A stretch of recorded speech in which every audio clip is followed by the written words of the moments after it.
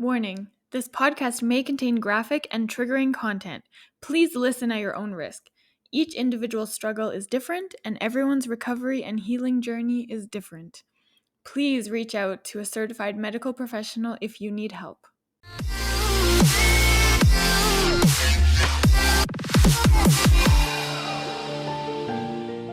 Welcome to episode 28 of Stomp the Stigma, the podcast aimed to fight the stigma surrounding mental health through education, awareness, experiences, stories, resources, and the vulnerable truth. Joining me to Stomp the Stigma today is Jon from Wired Differently.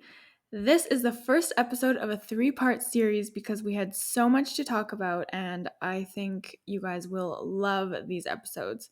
In this first episode, we dig into some of the cultural differences he experienced between Quebec and Calgary, his diagnosis with adaptive disorder, PTSD, major depressive disorder, and then PTSD with dissociation.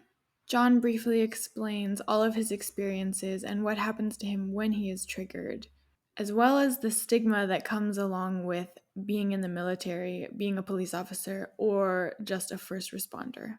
So I hope you guys enjoy this episode as Jon explains everything in his own words, and then we get more into questions and even deeper into his story in the next couple episodes. So stay tuned next week and the week after, but enjoy this very first episode. I hope you guys will love it. Yeah, I just want to start by thanking you for coming on and sharing your story and your struggles. I know sometimes it can be really hard to talk about, but I'm excited for this conversation because this is the first time on the podcast that we're going to be talking about like PTSD and that sort of thing. So thank you for coming on. Thanks for having me. I want to start with your story. So you are ex-military and a former CPS officer as well, right? That's correct. Yes. Do you want to hear the story about where I'm coming from, or you want to hear actually my service time? Because I can do the both, right? But I think there's a reason why I joined the military. Mm-hmm. I'm coming from a family who are, and it's funny saying that in Alberta because I mean there's always that confusion between Quebec and Alberta. But yeah. I'm from a separatist family, actually very educated people, 2 psychologists, where helping people was the first thing to do. And with the time, I came to Calgary to learn English at 18 years old because I didn't speak English at all. I was not allowed in the bars back then, so it was kind of it was not a shock, right? And not allowed because I was too young. I was not allowed because I was from Quebec. My driver license was still with that fleur-de-lis, right? So I was not. I was showed the way out quite fast. So the hate was still very present, and that kind of hate anyways is seen in both ways. Not so much anymore, but I guess 18 years ago it was still present. So come back to Quebec. I moved then to Brazil. I studied in communication overseas. And when I came back to Canada, all my friends were in university, so I tried to get my university credited from Brazil to here, which was not. And I did not want to go back again to school to do the same class because it's a bit different by all means, but it's most likely the same. And then being credited, and then the money aspect was not necessarily an issue because Quebec University are like $1,600 a year, but it still remained that it was money at that time. So one day I just showed up at a recruiting center and I asked to join as an infantry. And the funny part is at that point I'm speaking French, Spanish, Portuguese. He denied me to go as an infantry, and he led me to going in communication for translation. My family was kind of against the military, plus it was Canada, right? So not the same country, if you wish. So I did not tell them right away. Roughly 6 weeks later, I'm signing up. I'm getting told I'm going on boot camp, and that's when I kind of told them the news, like your son is leaving to become a soldier. So my father drove me up to Saint Jean, which is where the boot camp base garrison is.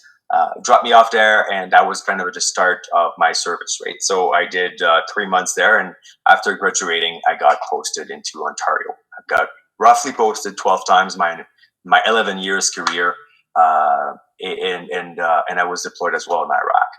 with the time coming, I learned English quite fast. So roughly at 19 years old, I started to speak English. I was posted only in English bases. So it opened my eyes. I realized that English people were not that bad like I was taught, right? And as stupid as it sounds, I think we had biased teacher as well as kids. And as a kid, you're a sponge, right? So you just take everything. And if you're getting told, well, the English culture, like, hurt Quebec and whatnot, like, you believe it. Now, when you realize by your own that it's kind of brainwash we got, it's kind of a bit sad. But so times carried on. I was posted into communication bases. I was posted into logistics bases. And finally, I got my first posting, I think, in 2010 in Ottawa. So I started to work for the Admiral of the Navy. After a year and a half, I was told that I was too hyper to stay there, and I should find a place that would be better. And the major, the commander who put me in his office and told me, "Do you know, like, this symbol?" And there's like a plaque on his wall, and I'm like, I have no clue what the hell that is. And he's like, "This is special force, and this is where I'm going to make you apply."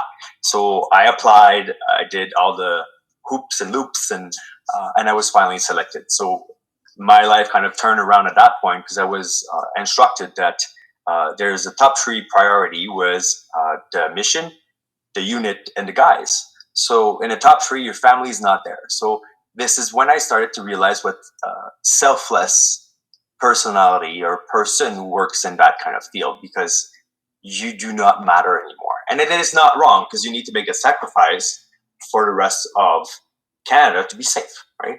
And I'm convinced 100% that a lot of public servants do the same. Our public servant is obviously military, but we're talking about CSIS, CSEC. We're talking about first responder and so on. So that said, life turns, and learned life turns in a good way, and it ramped up as well from running at, let's say, 10 kilometers to going on 200 kilometers an hour, because the pace of living was very high.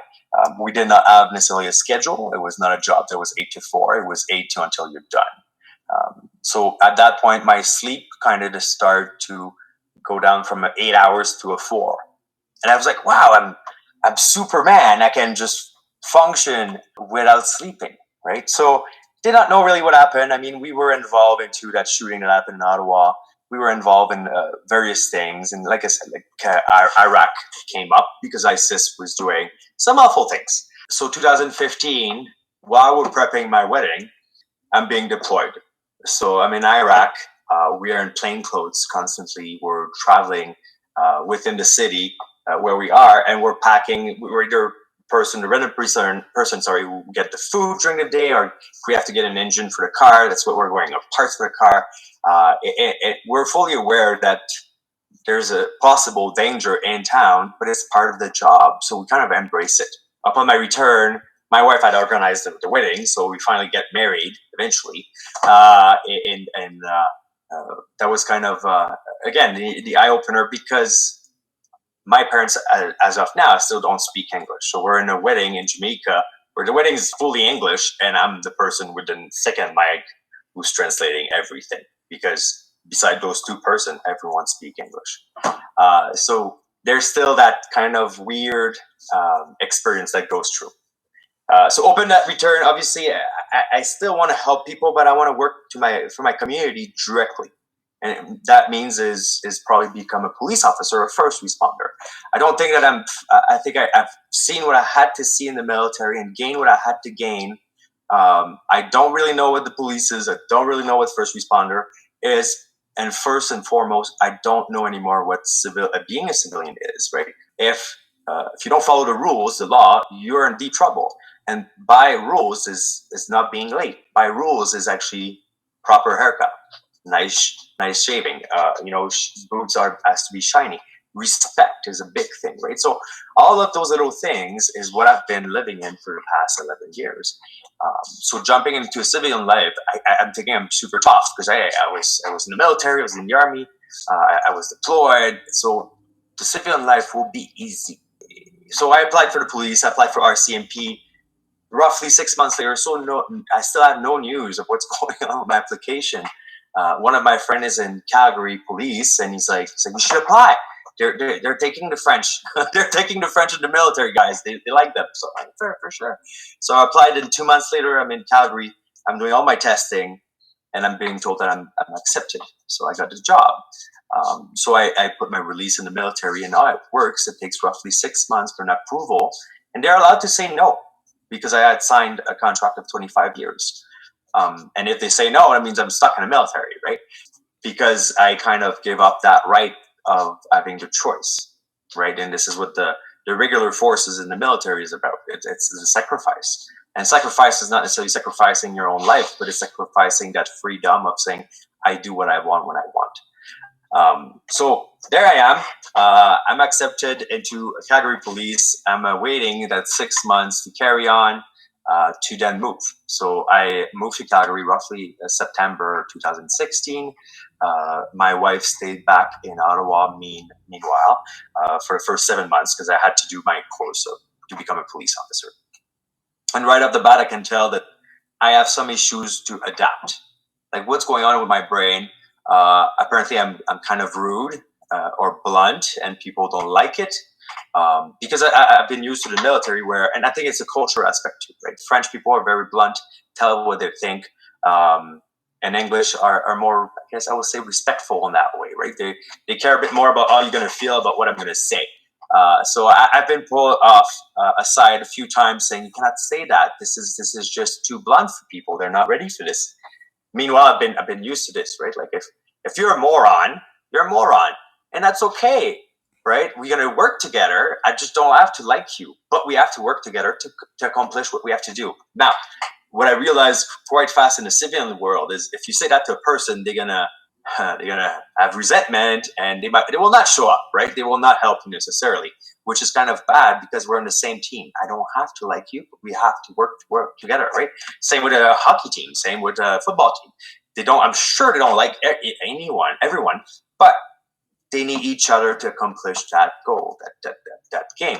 So all that to say, so the switch become a bit different. I realized that, with the military, when you get posted to another city base, we're all in the same thing. So you find friends. Like work is work, but it's also social. So in this lot, you get friends, you get a form of a family. In the civilian world, I find it was different because I get here and people are from Calgary, right? And it was not necessarily easy. They already have their friends. They don't need necessarily one more. And that's the truth, right? Like if you have a lot of friends, why would you add up more? No, you don't have that need. So the social aspect is a bit harder. But you know what? I'm here to accomplish that job, to get my family rolling, start a new life. So carry on. I pass my course. I get posted into one of the district in Calgary, and obviously it's something new. I like you cannot necessarily be prepared to arrest people. It's not something you're not necessarily prepared. Although I heard probably every insult possible because that's part of the culture in the military. But a person that I have no clue calling me a whatever fucking pig or a fucking white man, and that's another thing, right? Because French people, French culture, do not have necessarily issues with native because we fought along together against the English people, right? So back home, you don't have that animosity. So it was another eye opener because I had no clue about all those history that they have here and that hate and whatnot. And don't go to a reserve; it can be dangerous. I don't know. I went to the reserve all the time when I was back home. Right, there's the reserve right off Montreal Island. So it's a very different way of living. So it's interesting, and I'm adapting to it because I always loved adapting and learning about something new. So my wife gets here. It's the first move for her, and it's a big change. She had never moved out of Ottawa. Now we're 4,000 kilometers away. She doesn't know anyone. She doesn't have any job anymore. So our salary kind of got a kick in the ding. So we're adapting on this as well. And at the beginning, it's okay. I want to be the best as I can. And obviously, I have to learn to write reports, which I can write in English, no problem. But writing a report is a bit different. You cannot write with feelings. It has to be only proof and things like this. So adapting to all of this, I think my mind is lingering and is a bit tired, and I'm trying to work as much as I can to compensate on that $78,000 we're missing. And it's okay. So I'm meeting up with new veterans. I'm meeting up, not new veterans, but veterans and friends, and I'm making connection. Still have issues. I cannot open up as I can or as I used to. What I also discovered is I'm that black sheep who get a lot of mental health case when I work as a police officer, and I enjoy them not because they're funny, but because they need help. Right? And I'm not a guy who likes to go into those fights. First, I'm not a humongous guy. You don't helping people isn't necessarily punching them in the face and getting in cuff on, right? So if I can help someone who wants to suicide or commit suicide, if I can listen to them and actually change their mind, golden. I'm happy, right? Like I actually helped someone. So those are the calls I kind of end up having, and a lot of suicide call as well, and a lot of dead body, and it's those are traumas, and I call that death by paper cuts because it's not one massive trauma that I had, but it's a total number of trauma that happened to me that got me where I'm at. So time goes on. I realized that the police culture is a bit different than I thought as well, right? Where I thought I've been used to a brother sisterhood community to the police world where they have negative example. And if I can explain that quickly, a negative example is if someone in your group done something wrong, the supervisor will somewhat destroy the self-esteem of the person, destroy the career of the person to then get a promotion. That's well known. RCMP does the same. Multiple service in policing does that, and this is why they call that. They say you hear often that the policing world is a backstabbing world, to the point that at the end of when I was serving with Calgary Police, I realized that it was quite toxic. I loved helping people, but I couldn't trust my own peers. But that's just one of the things that was starting to be hard. So roughly, my wife, a year after she moved here, 9 months after she gave birth to our lovely son, we traveled to Florida when he was 2 months old. So roughly in February 2018. And that was kind of my first wall, let's put it that way. I'm in the middle of a bay. We're chasing dolphin. It cannot be nicer than this. It's beautiful outside, plus 35. I know it's super warm for you guys. It's normal for us who lives out east where it's super humid. I love it. And dolphins who are pushing our kayaks. My wife who's trying to get one, who's jumping over us. I mean, it's perfect. There's nothing else I can explain that it was better. And I just cannot go forward. I cannot push and kayak back home. So my wife come because I'm starting to drift up on into the weeds, and she's asking me what's going on, and I'm panicking. And I don't know if we can call that a panic attack, but I'm freaking out because I do not know what's going on. So my wife dragged me back to the condo. Thank God to her big arms, and I got into my little room, and I'm calling Veterans Affairs because I do not want my own job to know that something is off. So Veterans Affairs tagged me to a social worker. They cover the costs. So upon my return into Canada, I have right off an appointment. The lady at first tells me after six session that it's most likely adaptive disorder, which a lot of veterans goes through because we're not used to that type of living, and that's okay. So in my mind, I'm fine. I'm gonna be okay. The next year, I've been out now for 2 years, so it takes a little bit of time. So it was a shock that I have a disorder, and I really don't like the word disorder, but I carry on with it. So roughly 7 months goes by. I did not ask for more help. I'm sitting into a cybercrime unit, and part of my job in the military at one point was communication with computers, so hacking, finding things we're not supposed to find, and things like this. So I have enough background to work there, and what I hear quite fast is whatever I did in the military is not recognized. So you're telling me, therefore, that after 11 years of service, we don't give a flying F about what I've done. And obviously, I'm not the only one in that position. We have 600,000 veterans in Canada. Because my training doesn't have a university certificate, paper, diploma, whatever you want to call it today, it's not recognized. Now, it's a shock because I've just sacrificed 11 years of my life for this, and I'm fully aware that Canada is not necessarily fully patriotic, right? I'm better treated as a military or veteran in the U.S. than I am in my own country. So there's a lot lingering in my mind. Again, obviously, there's, like I said, the adaptation of people, of living, of having so many choice, right? Because the military is like a map. You know where you're going on the morning, on the afternoon. Everything is planned to the minute. It is, like I said, black and white. This is the line in the sand. You cross it, you're screwed. Versus the life in the city. And I mean, you know what? Like, I have to lift my hat and give my hat away to all of you who actually have no problem living in this, because I still have issue to it. And it probably sounds silly, but I mean, I don't know. I have issue. Let's put it that way. I have issue. So at that time, in my mind, my head is kind of. I'm finally getting help from, getting help from the Calgary Police Service psych services, where I sit with a lady who used to work at the OSI clinic. So OSI clinic stands for Operational Stress Injury, which is a word that has been created in the 2000 by a colonel in the military instead of PTSD.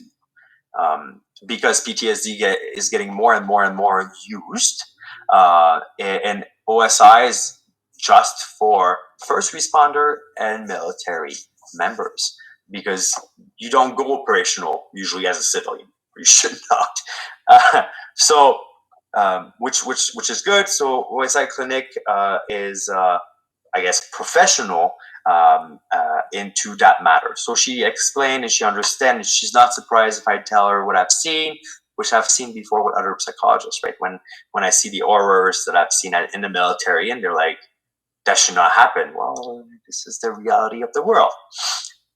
So she helps me a lot. And again, there's a psychiatrist who's there, who doesn't say that I have any illness beside adaptive disorder, which I learned later on that was a wrong diagnosis.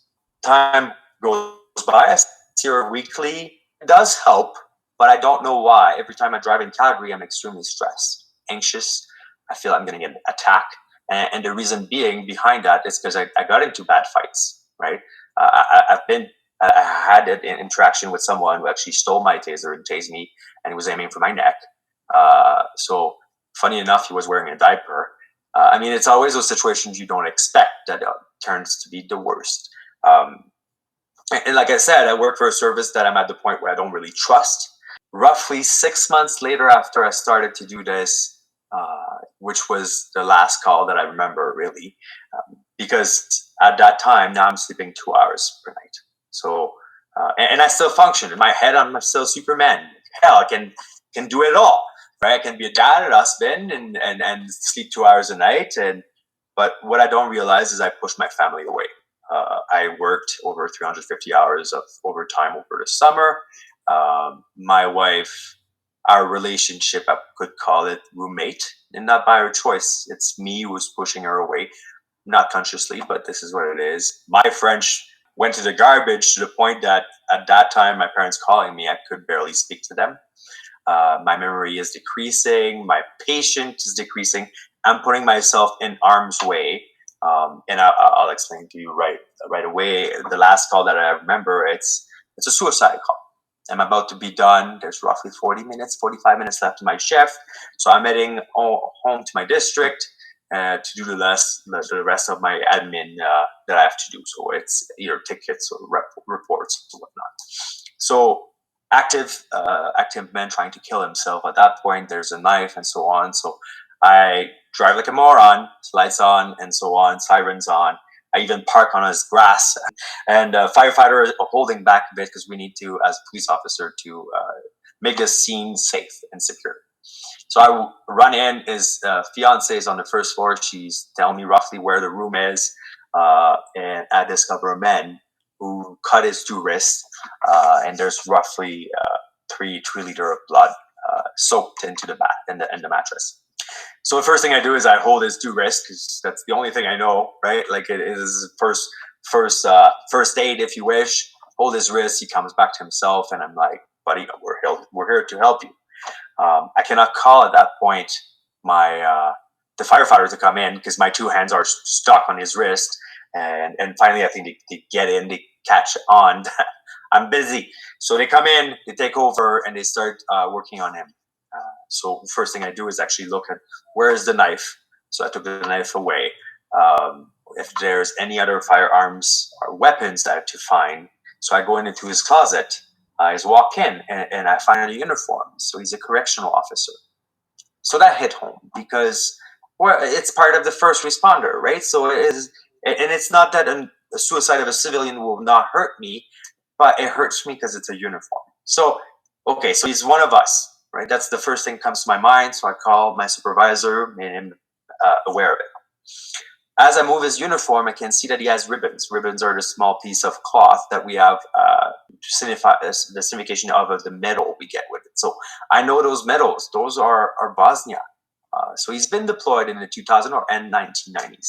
So now he's not only one of us. He's a brother. He's a guy that I serve with. So I've been asked to actually drive with the EMS paramedics to the hospital in case he wakes up, become violent, and so on. We drop him off. There's a ton of people were expecting him because he lost so much blood that they want to keep him alive. He did not only cut his two wrists, but his inner thighs as well. So he's dedicated to it, right? And people wants to kill themselves will not mention it to anyone. They're gonna do it, right? So drop him there. I did my part, and I'll tell you honestly, I don't remember as of today. I don't know as of today if he's still alive because we don't have that closure as first responder. We don't know that.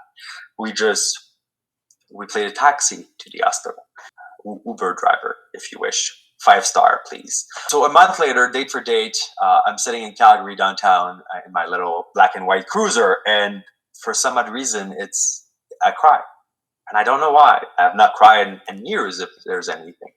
So again, once again, like panic, right? I don't know. I don't have control over my feelings, over who I am. I call my supervisor and I tell him, like, I need to meet you. I'm trying to call my social worker because I need help. This is how I feel. I actually need help. And I try to call her and I break down. Again, I cannot speak. So I'm like, I'm going to send you an email. So as I'm driving, I know it's not legal. I'm texting my social worker and telling her, listen, I need to meet you. There's something off with me right now. Get into the office of my supervisor, my sergeant, and he tells me that I can take the rest of the day off and come back the next day, that it should be fine, right? Because you don't expect necessarily having, it must be a bad day. I must be able to work it out, right? That's all the stigma that comes with mental health. Truly, I don't think you can do that in one day, but hey, that's possible. We all expect it. We all hope for the least, right? Not the worst. So the next day, I get up at 3:00 in the morning and I can't function again. So I message him, I'm going to take the day off. Again, he's like, okay, well, we'll see you tomorrow for the night shift. And again, I did not show up. Truthfully, I did not go back to work since. A week and a half after that, I'm meeting with my family doctor, who's a veteran from UK, and he clearly told me, he's like, you have depression and you have PTSD. I was lucky enough that my wife came because the only thing I could do is show up and break down. So she had to explain to him everything that's been happening, and he concurred. So that was my first diagnosis. Now, the problem comes with this is I need a diagnosis that will be recognized by the insurance. Now, when you have the service of Calgary who's pushing to say that it's veteran-only base traumas, and I had issue because the veteran side said it was police-only base. So there was a little fight there. So I had to go through the hoops, and I had probably 6 different diagnoses. Now, the most recent one, I don't have adaptive disorder, clearly. I have depression, major depression disorder, and I have PTSD with dissociation. The dissociation was discovered later on because I never thought that it was part of it. I thought I was actually overly, and that's, I guess, it's being overly selfish and proud and whatnot. But I would watch TV and I would not know which language it is. So what they discovered is that I would just lose track of time. So time would be taken away from me. One day, my son is under my supervision. My wife has gone working, and he's playing with those gates that stop him from going upstairs. So he's shaking it. He's probably a year old, 2 years. He's walking, and the gate followed him. and he's screaming. And I'm probably a meter away from him, sitting on the couch, not moving. And I can tell you that I lost track of what happened. I cannot recall what happened because I woke up from that dissociation when he was screaming with the gate on top of him. That's when we realized that I cannot be with my son alone when I'm triggered, because my brain, to protect itself, shut down. That's it. It just shut down. It doesn't want to talk to anyone. It does not exist. So that said, we schedule our things. At that point, I'm trying as well new medication, which I can tell you that up to now I'm at 13 different type of medication tried. So from sleeping medication to antidepressant to antipsychosis, name it. Like I've tried them, and funny enough, I stopped cold turkey to use them because it was doing more negative effect than positive.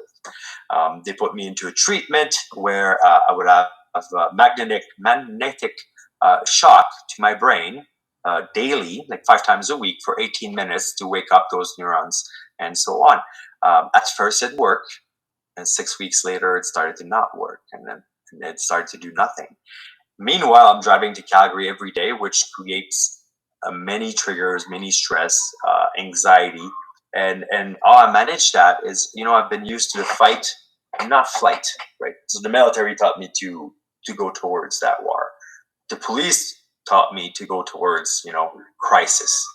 But now the only thing that my brain does is flight. I do not want more of those trauma. I'm scared of those trauma. So if it's the fact that I'm driving into Calgary at a excessive rate of speed, and yes, I did get tickets, having a badge did not save me. So I realize a lot of things that are turning to be very different.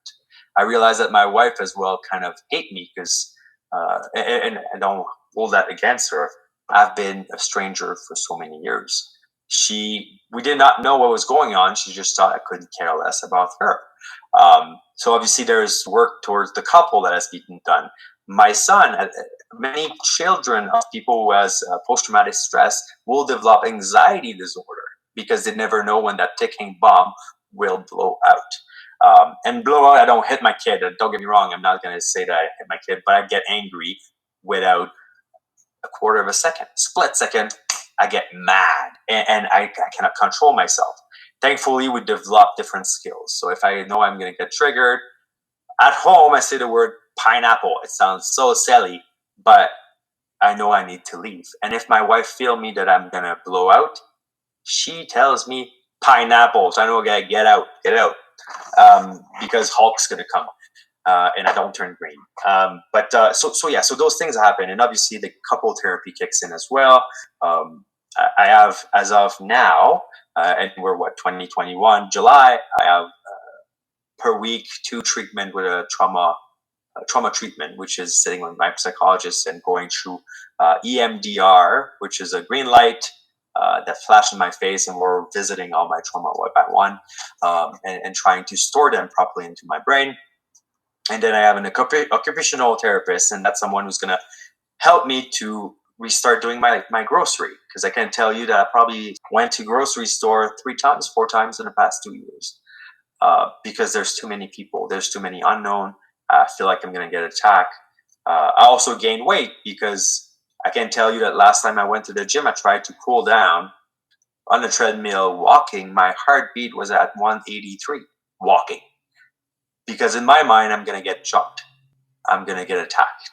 And it's not something I can control. It's kind of killing me as well, because now I don't have that relief, right?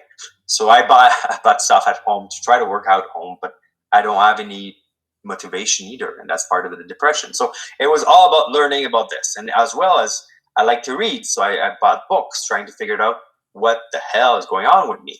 But I cannot really find a book that is from someone who suffered. I can find a lot of specialists who says this is what's going on, this is how your brain works, and this is a very big puzzle.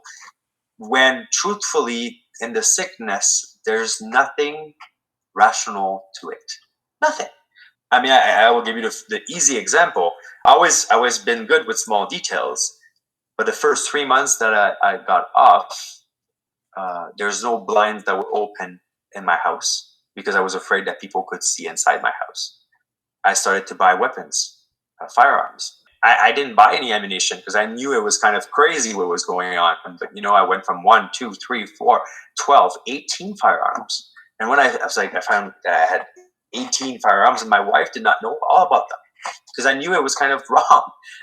So I started to sell them, right? When I started to be able to not need those, after 3 months, my wife said, our son needs some lights coming in our house. So we need to open the blind in the living room, in the kitchen, and so on.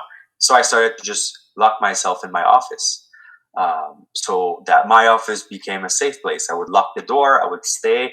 So so those are kind of the crazy thing that was going. And I couldn't find a book from someone who say, this is how I suffer. So I started to share small poems that I would write. And people would say, this is exactly how I feel. I couldn't put that in words, right? So I started to share those little poems and so on. And I was journaling about knowing, okay, this is like journaling started as, since I have no memory and I truly don't, if you ask me what I ate for breakfast, I cannot tell you. If it's not important, my brain doesn't recollect. So I have a calendar. I have actually 6 calendars in the house because my wife makes me write everything that I have to do. And I mean, she's a saint because I don't know where she finds the patience, but it's all around the house, so I keep track of those things. And with this come a form of shame, a form of guilt as well. I was in special force. I think I was exceeding in life. When now I'm finding myself that it's hard to leave home, it's hard to feed myself. I cannot do my grocery. If it was not for my wife, I think I would have to ask to have my food delivered and sometime made. With the military training, cleaning is a big thing, right? Like everything has to be spotless. Well, I have 3 dogs in my house. My floor started to have like a lot of dog hair because I have no energy to just press the button of the vacuum, right? So I'm not I'm not helping the situation either, but I don't know how to fix it. So there's a lot of dark time. There's a lot of bad time, and in my journaling as well is I one day, one of my friend who looked into it, and she's like, you need to meet my editor. That friend had published two books on her own, and I met the editor who's from Calgary, who now lives in Mexico. Lucky her. And she said, yes, we should make a book out of it. So started to write kind of my journey, where I'm coming from, what happened. And I didn't want to have the book who is about, I'm not a hero. I'm nothing close to a hero. I wanted to have people who understand what's going on in my mind. But I wanted also people who suffer know that it's not weak. It's not what everyone think that mental health is.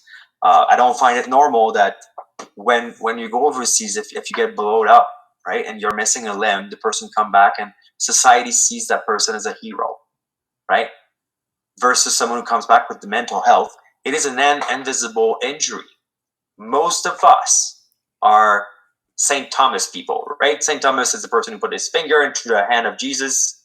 So based out of this, I wanted to educate people. I wanted to understand as well. And as I remember, the last person that I was on call is a veteran and probably had mental health to commit suicide. So I wanted to save at least one life. So I started to talk louder about it, and as much as I could, right? So like today, we're doing a podcast. I'm in my basement, right? You would tell me to go to Calgary to record in your house. I would have said, no, it's not happening because I cannot do it. This is the safe spot where I'm able to actually talk, right? So the book came out. I tried to share it as much as I could. With the book as well came up that I did one day hire one of my friends who's a veteran who suffered a fair amount to make some letter patches with wired differently, because I believe that to do that kind of job you need to be wired differently, right? The fight or flight is part of that. You have to be rewired, but also as well the mental health aspect is wired differently because the brain is chemical, right? So it's all part of it. So I did 48 hats and they were gone to 24 hours. I was like, oh man, if I can raise money then and give it to organization who needs it, who helps people with mental health, why not? So 48 hats, another 48 hats, and it took again 24 hours. So I started to grow this and create new things and little t-shirts. And then I realized that on top of raising money, I was helping veterans who feel like they have no place in society to create, right? And I think achieving something is very healthy for our minds. So as of today, I have different design that veterans actually created. When it's part of the sewing, one of the spouse of a member who's suffering is doing the sewing, doing like the t-shirts are done in my basement. I mean, so this is how things kept going, and that kind of kept me alive because since I'm not working now, and well, I'm working therapy wise, but I'm not working in a daily job. I feel I needed to accomplish as well something, as most of people have to do, and that's why we work, right? This is why we go to school and so on. It's for the accomplishment that is rewarding. So, so that's where kind of Wired Differently grew. That's where the book got me, and I mean the book is explained just up to probably last March, right? March 2020. No, it's not true. March 2021, where it brought me. It doesn't finish saying that I'm healed and so on, right? Because it's something I'm going to have to fight a bit for the rest of my life. But it kind of brought me to that. And I mean, we're July 2021. I mean, a month ago, I was receiving a letter saying that I will not wear a uniform anymore, and it's done. So that's another shock, right? Because there's those type of personality who are there to help, and that I think that's what I'm here for. So if I cannot help as a uniform, what am I?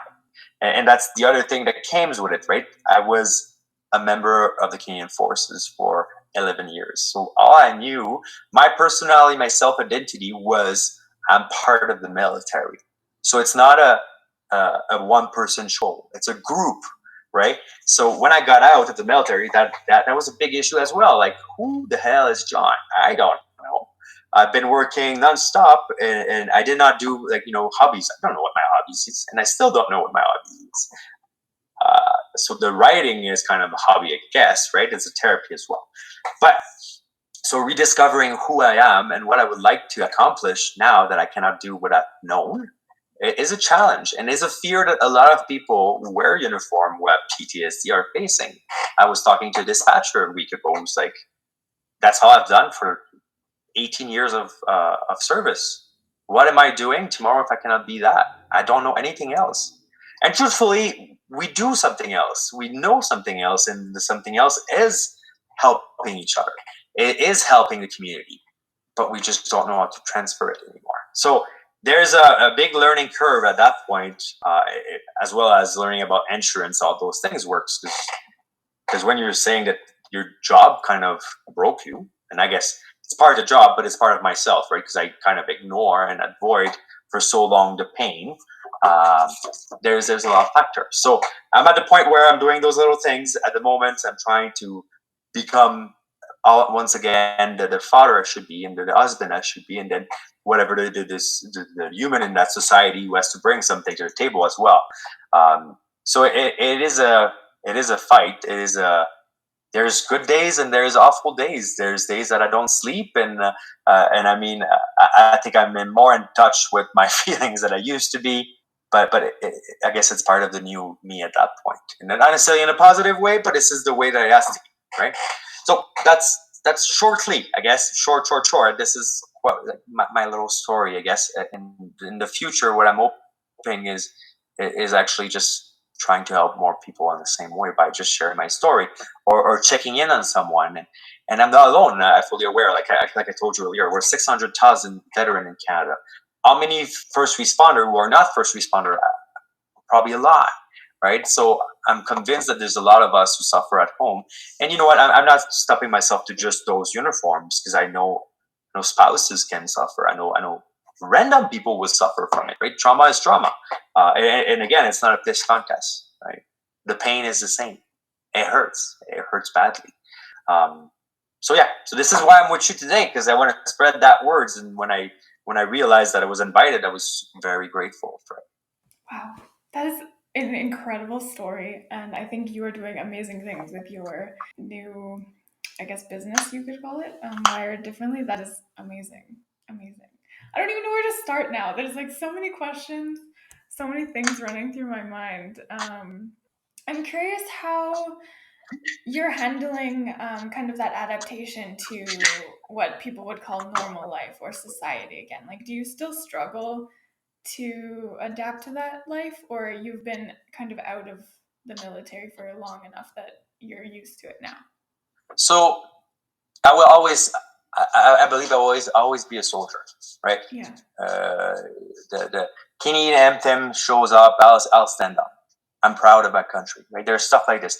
I try to grow my hair. Those things don't happen. The beard happens because I'm just lazy. But those little really things are very present.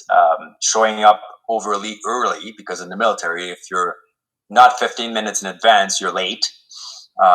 Things are due for yesterday, so I'm trying my best to accomplish those things. So a lot of feature from the military remains with me, and the police as well. I can tell you that if I'm driving around and I see something wrong, I see it, right? I'm not blind, but as well as I'll give you a funny example. When I was a kid, all those minivan, I always thought it was either family people or soccer mom, or you know what I mean. There's that signification. With the police, I realized quite fast that a minivan is not necessarily a family; it's most likely a bad people, right? So the stigma, I mean, not stigma, but the bias are starting to kick in, right? And if I see someone riding a BMX who's probably 45 years old, he's not riding a BMX for fun in Calgary. He's probably a drug dealers, right? So those things are not leaving. And I ask other police officers who left the trade, they still see it as well, right? Those things are not leaving me. So adapting to that society, yes and no. You would give me the chance to live in Calgary or living on an island or in the middle of the forest. Option number 2 will be taken for sure. I have no desire to be with the society, and there's various things, right? Because the things that I've seen, people have no clue, right? And people don't necessarily want to hear about it because, wait a minute, it's going to break everything that they've known, right? If we believe that terrorists, there's none in Canada and they're all overseas, this is big BS, right? That we have sleeping cells in Canada. We have ISIS here. We have those extremists. If Hells Angels can be here, well, I don't know, right? The terrorists can also be here sleeping and next door. So will I fully go back? I guess naive. Never. I can't. Do I wish I could? Yes. Did I say often to my wife, let's erase my memory for the past 10 years, 15 years? It came to my mind often. So I believe that there's a part that will remain with me. Do I want, as a human, to go back to work and like I said, bring to the society? Yes. Yes, I do. Do I know it's going to be possible? I don't. Right? I have the desire, strong desire. I can function, like I said, into my house because I'm safe. But and do I wish that I will be able to one day go to Costco without being very upset or calling out people? Because that's my other problem. If I find that someone do something stupid, I just say it out loud. So, which doesn't bring me friends. But it's just part of it. Like Costco is just a crazy place, I guess. So the answer to your question, as best as I can, is I hope I will. Mm-hmm. Am I now? No, I'm not. And even just going into public is hard. It's draining, as if I did run a marathon, to the point that I'm exhausted. I cannot function. My brain is off. And don't ask me what I would like to do. I don't want to do anything. Right. So there's a lot of, again, the side effect of the sickness is still very present. Psychologist says that whenever I'm going to be done out of trauma, it's going to be easier and so on. But I have to mention that those memories are still intrusive. They're still present, right? So if I'm driving, let's say, to Calgary, and I had something that happens in Tuscany, in the Northwest, I see exactly what happened, and it's extremely fresh. The smell is fresh. So I could be driving my car, and if it's the smell of blood, I smell it again. If the place is cold, I'm cold again. This is how fun the brain can be. It brings you back to a memory you did not digest because it was so traumatic, right? So right now, did I adapt? No. Am I better? Yes. But I will never call myself a civilian. I can't. It's not part of where I'm at. And I mean, like I said, we talked before this podcast, right? Where I was telling you, like, there's things that change you, right? Like if I've seen 150 dead person, well, one more person is one more person. It sucks, yes, but am I affected? No, it's just one more person, and it's horrible. It's horrible because it's horrible that one person is dead, right? Um, and I should react differently, but I don't because I've seen those people before. Like you become very acquainted to death, right? My godmother died a week ago. I had no feeling, none. And it's not that I don't have feelings; I just don't care. Well, she's dead. Okay, I can't do anything more now, right? So I will have to have more adjustment. I can tell you that. I don't think I'm a civilian or bringing as much as I should. That's for sure as well. Wow. Thank you so much for tuning in today, you guys. I hope you loved this episode. As I said at the beginning, this is the first episode of a 3-part series. Tune in again next week as I finally get to ask Jon some more questions and dig further into his story. We have so much to talk about, and I know that you guys are going to love it just as much as I did. Thank you so much for tuning in today. Feel free to reach out at any time. You can contact me on Instagram and Facebook at Stomp the Stigma YYC, and you can email me at stompthestigmayyc@gmail.com. If you like the podcast, please like and subscribe on YouTube, Spotify, Google Podcasts, or Apple Podcasts. And if you or someone you know would like to come on, I would love to have you. Share your story, speak your truth, and together we can stomp the stigma.